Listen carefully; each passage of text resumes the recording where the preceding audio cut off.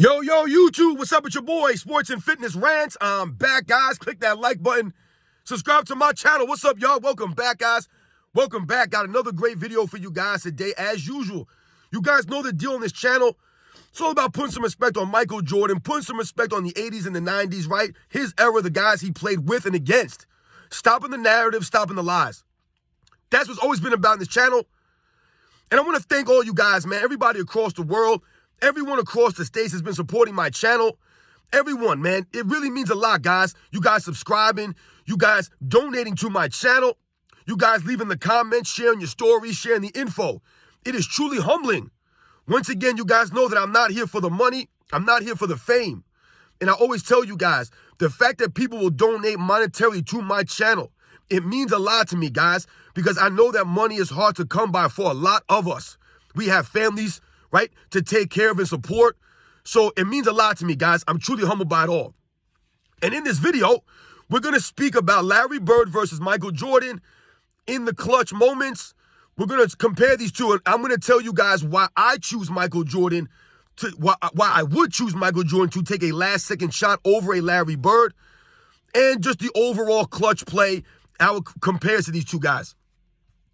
And you guys know what to do, man. Turn the volume all the way up. Hit that play button. Remember, these videos are for educational purposes. And let's roll.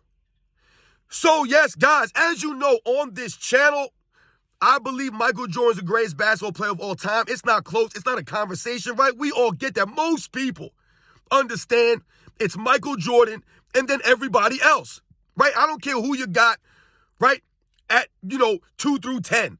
As long as they ain't LeBron James at number 2. You guys know I don't care about that other stuff. But on this channel, I've told you guys that Michael Jordan would be the guy that I would choose to take a last-second shot for me. I told you anywhere on the court, if I need a last-second shot, I'm taking Michael Jordan, right? And for me, it's not a conversation. There's no debate, right? And for a lot of people, they feel the same way, right? They would take Michael Jordan for a last-second shot. However, it doesn't just stop there for me. I would take Michael Jordan to close out a game, right? I would take Michael Jordan in any clutch situation. For me, Michael Jordan is the most clutch time performer in NBA's history, in the history of the NBA. However, sometimes when I say these things, people will often say, well, I'll take Larry Bird over Michael Jordan for a last-second shot in the clutch. And I've told you guys many times, I have no argument with that.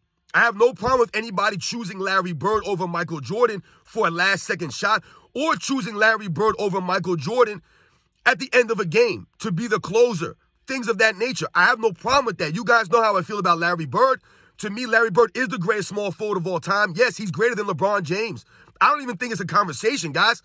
That might sound crazy to some people, but if you watch the videotape, then you can clearly see that Larry Bird was a better all-around player than LeBron James, even though they'll tell you that LeBron James is the greatest all-around player of all time. For me, you guys know how I feel. Larry Bird's in my top 5. He's number 5 all-time for me. And like I say, he's the greatest small forward of all time. Don't even think it's a debate. So I have a high regard for Larry Bird. I have a lot of respect for Larry Bird. Once again, Michael Jordan's contemporaries, his era. So for me, when I say that I'll choose Michael Jordan, let's talk about this. Why I would pick Michael Jordan for a last-second shot. So for me, when you think about Larry Bird versus a Michael Jordan, we're talking about a last-second shot. Now, yes, Larry Bird is a better or greater pure shooter than Michael Jordan. There's no argument there, right? Larry Bird winning 3 straight three-point titles, right? Michael Jordan did a three-point contest. It didn't go so good for Michael Jordan, though, right? So we all understand that Larry Bird being a pure jump shooter, right? The free throw percentages, right? The 50, 40, 90 club that Larry Bird, right, has joined without even realizing. Because like I said, these guys did not play for accolades or stats like that. Larry Bird didn't even know what he was doing these things. He just did this in the course of playing and winning. So there's no debate about who's the pure shooter. However, for me, when I think about Michael Jordan, I think about a last-second shot. The reason why I would take Michael Jordan over anybody, Kobe Bryant, right? Jerry West, Sam Jones, anybody, Ray Allen, Reggie Miller, any of these big-time clutch performers. I'll take Michael Jordan. And the reason why I'll take Michael Jordan is because, to me, when I watch Michael Jordan at the end of games take last-second shots, Michael Jordan is able, right, to take shots in all different areas of the court. It doesn't matter if it's a three-pointer, doesn't matter if it's in the post, in the paint, from the mid-range, right, from the corners. It doesn't really matter where it is. Michael Jordan can make a shot anywhere on the court. He can get anywhere and be effective anywhere. But the key for Michael Jordan, when I watch him take these last-second shots, is the adjustment of Michael Jordan. As you guys know, right, during the shot in 1989 against the Cleveland Cavaliers, what is the one thing that people don't really mention that we think about? Michael Jordan taking that shot and adjusting in midair, right? So he jumps in the air for the shot. Craig Elo does a great job at defending, right, getting a hand up. Michael Jordan clutching the shot and then following through. To me, that's something that you'll notice Michael Jordan could do at a high level. Many occasions, Michael Jordan had to adjust the last-second shot, right, because the defense was there. Guy put a hand up at the last second, whatever the case may be. To me, Michael Jordan is the greatest player I've ever seen at adjusting his shots in midair and still making them. We think about the shot against the Indiana Pacers in the 1998 Eastern Conference Finals. I can't remember which game it was, game 4, game 5, whatever it was. Michael Jordan with that last-second shot, might have been game 6. And what happened? Derek McKee challenged the shot, right, the long arms of Derek McKee. Michael Jordan adjusting it in midair from 3, clutching it from 3, and it rolling, rattling in and out. You guys remember, it went in and came out.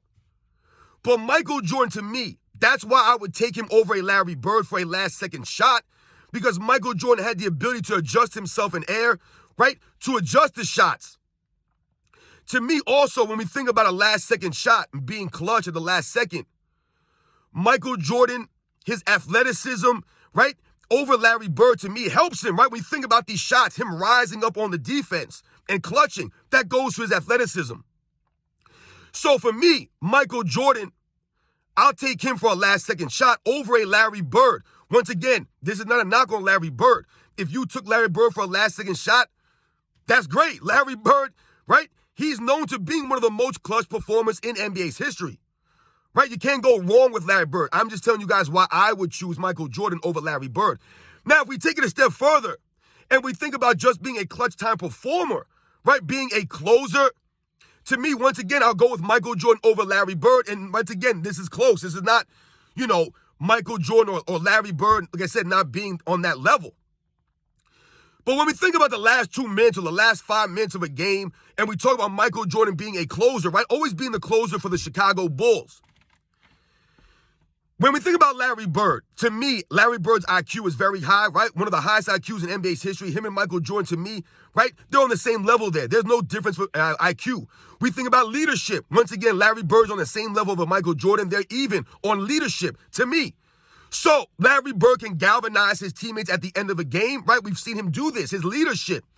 Same thing with a Michael Jordan. He can galvanize his teammates at the end of games, get them ready, right? Have them mentally prepared for the end of a game, right? That's what Michael Jordan and Larry Bird will do with their leadership. There are high IQs, right? We think about playmaking. To me, Larry Bird might be a better passer than Michael Jordan, absolutely. But when it comes to playmaking at the end of games, give me Michael Jordan. Because to me, Michael Jordan could do more things on a basketball court at a higher level than Larry Bird. Like we talked about, the shooting, yes, we'll give the edge to Bird. But the overall offensive arsenal, I'm giving to Michael Jordan. Finishing at the rim, give me Michael Jordan. Either with a dunk or a layup, give me Michael Jordan's creativity. Finishing over Larry Bird. Once again, it's not a knock on Larry Bird's ability to finish under the rim. I'm just going with Michael Jordan. When we talk about a post-up game, right, at the end of games, I told you Chicago Bulls oftentimes in the playoffs would run their offense through Michael Jordan in the post. Not to say that Larry Bird can't turn his back to the basket and post up, but for me, Michael Jordan's a greater post-up player than Larry Bird. I don't think that's a conversation, really, right? We talked about Michael Jordan in the triple threat position the other day. To me, he was more of a terror out of the triple threat than Larry Bird, and the post-up for Michael Jordan was there. When we think about Larry Bird and the Celtics, their best post-up player was probably Kevin McHale, right? Kevin McHale known for being one of the greatest high post players in NBA's history. So A lot of times they would go to Kevin McHale in the post, not Larry Bird per se. Whereas Michael Jordan was always the Bulls' best post-up player, really their only post-up player for his entire career in the Chicago Bulls. So when we think about those aspects for playmaking, all those things at the end of the game, I'll take Michael Jordan. And then when we think about something like the defensive end, once again, to me, Larry Bird's an underrated defensive player, underappreciated on the defensive end because Larry Bird gave effort. He hustled on the defensive end, and his IQ helped him on defense. So we can see Larry Bird being a great help defensive player for the Boston Celtics, right? The Boston Celtics usually being known for a top 5 defensive team in those 80s, right? So Larry Bird's underrated defensively, but there's no comparison with Larry Bird's defense versus Michael Jordan's defense. And to me, that's part of Michael Jordan's playmaking ability. That goes to Michael Jordan being clutch at the end of games. He could close you out on the defensive end. He could shut you down, make you struggle in the last couple of minutes of a game, right? By focusing on his defensive abilities and his intensity. To me, Michael Jordan was a greater defensive player. He had better instincts on defense than Larry Bird. He had the athleticism, right, to match those instincts. Larry Bird did not always have the quickest of feet or the greatest athleticism, but Larry Bird had the heart, the grit, the effort, and the IQ that made up for a lot of that. But Michael Jordan had all those things plus the athleticism, which makes him a great defensive player. So we think about the 1998 NBA Finals, Michael Jordan stealing the ball from Karl Malone. We think about Michael Jordan in the 1998 Eastern Conference Finals, shutting down Reggie Miller in Game 7, the fourth quarter of Game 7.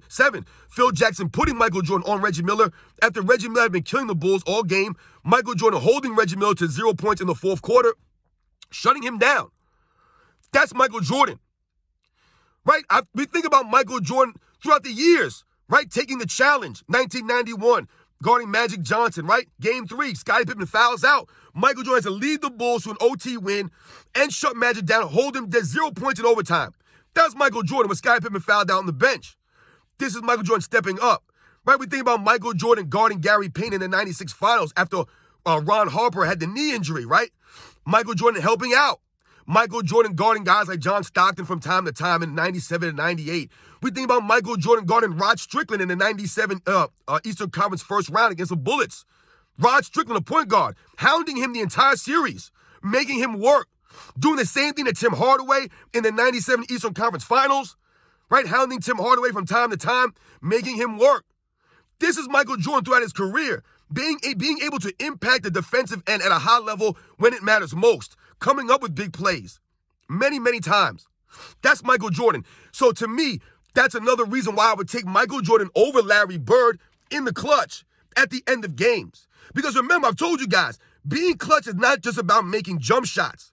Because we all know, like I said, Larry Bird is a master at hitting clutch time jumpers, being a pure shooter, just being a big time performer, not being afraid of the moment, Larry Bird, right? Stepping up when it matters most, right?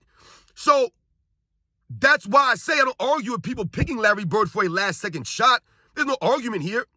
I'm explaining to you why I would take Jordan for a last second shot, why I would take Michael Jordan to close out games. And this goes for anybody, anyone in NBA's history. I'll take Michael Jordan. So yes, guys, as like we said, man, Larry Bird versus Michael Jordan. Who would you take for a last second shot? Who would you take for the last 5 minutes of a game? The last 2 minutes of a game? Once again, Larry Bird to me, like I said, he's a top 5. He's number 5 on my list all time. Larry Bird to me is one of the all-time greats. He's the greatest small forward in NBA's history, in my opinion. He does many things on the basketball court at a high level, right? Even the trash talk of Larry Bird, right? The mental games of this man, right? He'll trash talk people just like Michael Jordan. Michael Jordan's known for his legendary trash talk, but so is Larry Bird, right? So is Larry Bird. So yes, guys, I hope you understand what I'm saying here. Michael Jordan versus Larry Bird. Last second shots, right? The last couple minutes of a game. Who are you guys taking? I'm going with Michael Jordan.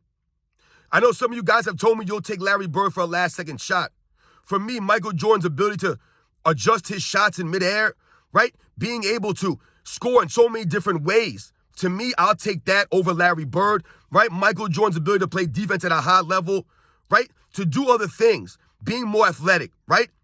Playing with that intensity. I'll take Michael Jordan at the end of games over Larry Bird, guys. No knock on Bird. But to me, Michael Jordan is just that guy, man, and he's proven it time and time again, right? Multiple game winners in the NBA Finals, right? The two-way play. Now, not taking anything away from Larry Bird. We all know that Larry Bird made a great defensive play against Isaiah Thomas in the 1988 Eastern Conference Finals, right? With the series tied 2-2, Larry Bird stealing the ball from Isaiah Thomas and making the assist, the game-winning pass to Dennis Johnson, all in the same sequence.